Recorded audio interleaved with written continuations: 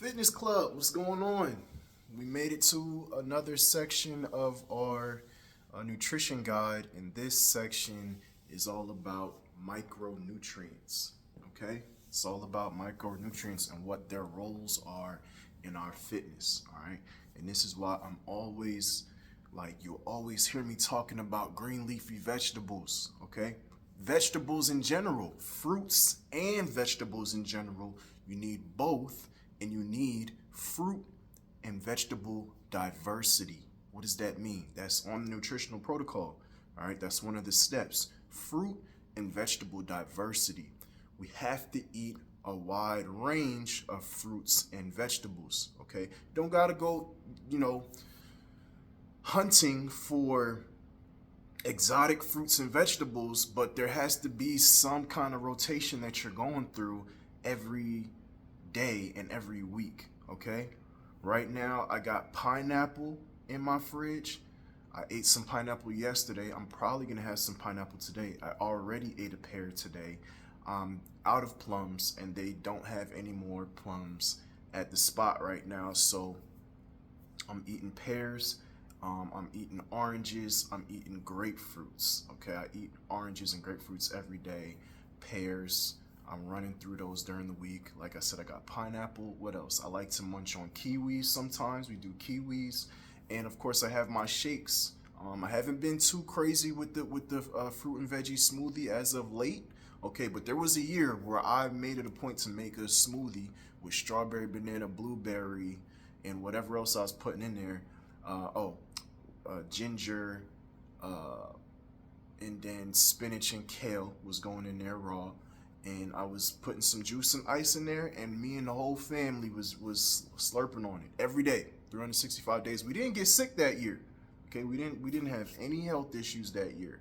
Okay, that was a perfect year, and I attribute it to those shakes, these micronutrients. Okay, what does your body really need? All right, I'm going to tell you exactly what it needs. I'm going to give you an outline, okay? There are 8 essential amino acids, okay, that your body needs, okay? Protein, these essential amino acids, they come together to create proteins, but there's 8 essential ones that you need. If you eat some meat, you can get all 8, right?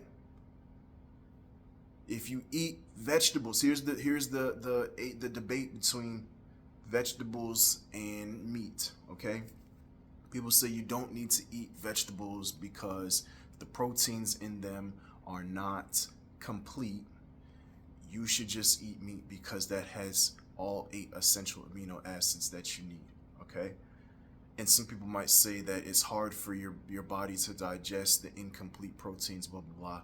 It's all nonsense. You're meant to eat these things in variety, all right? If you do something as simple as eat rice with beans, you now have a complete protein, as they say. You get all 8 essential amino acids, all right?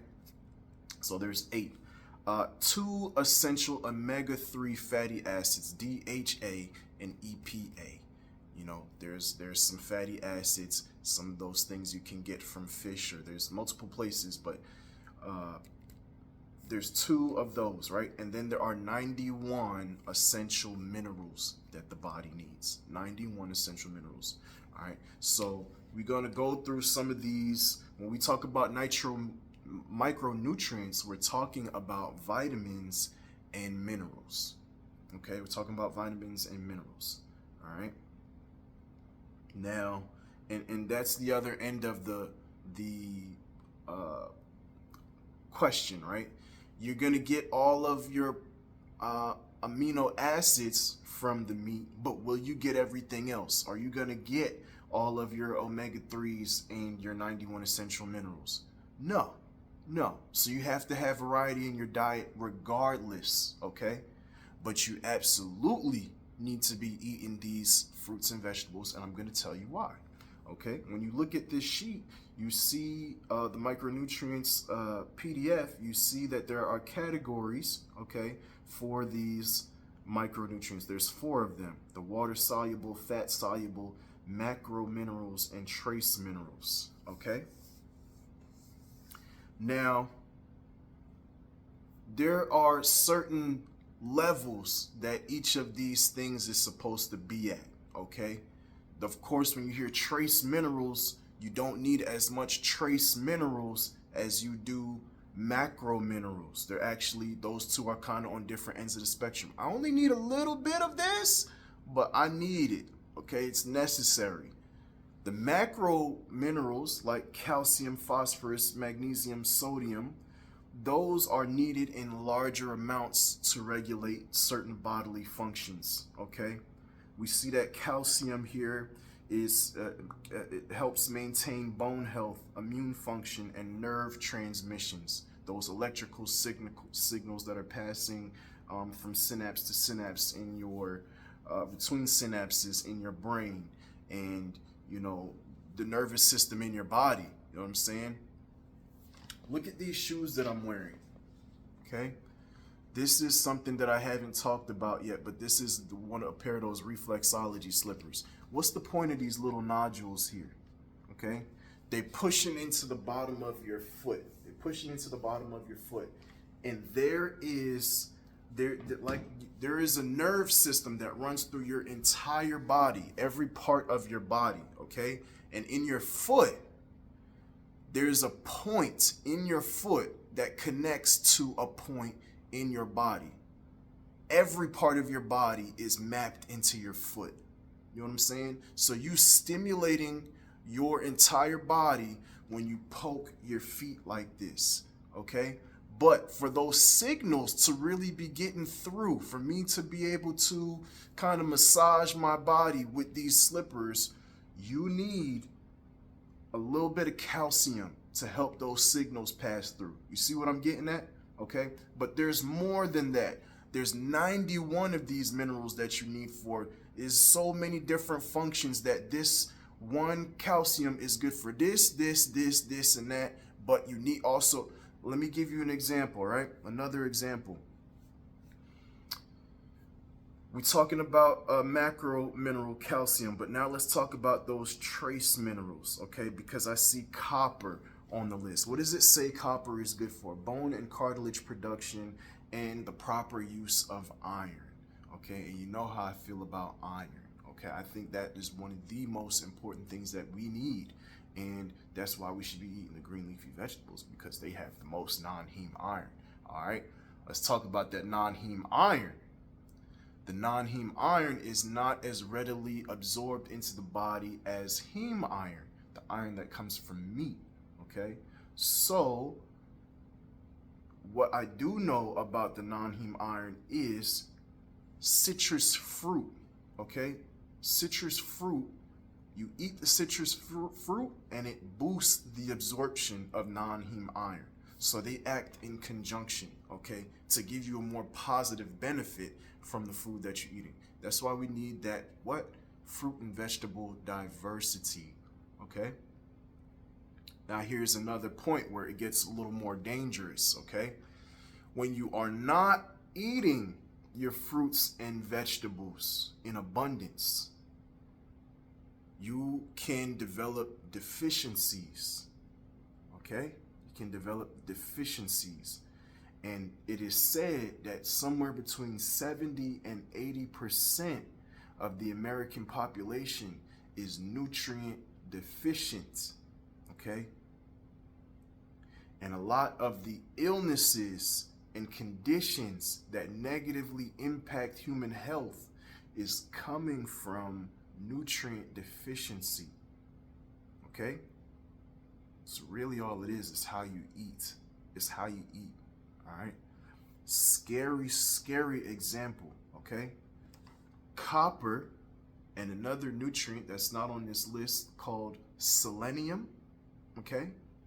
Trace minerals.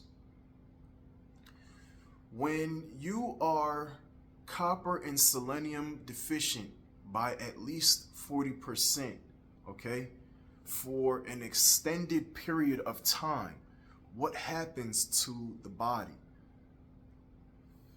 Your vessels, your blood vessels, they are at risk of becoming calcified, collecting excess plaque and cholesterol, and the heart is also at risk, okay? And that's how you end up with those people that have heart attacks, or they have, what do they call it? Like congenital heart failure or something. Their heart is failing, actively failing, and they still walking around, okay? You getting a second chance from God to go get right and start eating your fruits and vegetables, okay? Another example of what makes the minerals so it's so important for your body. This, look, cholesterol, right? We think of cholesterol as being a bad thing, but cholesterol is a nutrient that your body needs in certain amounts. And one of the reasons why is it's required for the production of testosterone, okay? So that male hormone that helps us build and maintain muscle, cholesterol is required for it, okay? In the right amounts, because there is good and there's good and bad, whatever. You just need certain amounts of each to do what it's supposed to do. Zinc, magnesium, and vitamin D, those three things in conjunction, they what do you call it? They maintain your testosterone levels, okay? So cholesterol needed to produce, the zinc, magnesium, and vitamin D needed to maintain, okay? So there's no shortage of reasons why you shouldn't be eating as much fruit and vegetables in as much variety as you can, okay? Unless you're allergic to some, go find some different ones to eat, okay? Yeah, that I don't have to go too much further on that topic. That's micronutrients, okay? This leads into the next conversation, which is phytonutrients, all right? Phytonutrients. Maybe if you eating, you know, you're doing that good carnivore diet, and you're getting all of your proteins and essential minerals and things, right? You got I guess you have a diverse selection of meat and eggs that you're eating, okay? You're still not getting the phytonutrients. You're still not getting phytonutrients, okay? You go ahead and eat, you do the carnivore diet. It's going to make you feel nice in the beginning, but you're still not getting the phytonutrients, okay? And that's the next conversation that we're going to have. All right, let's catch you guys in the last module.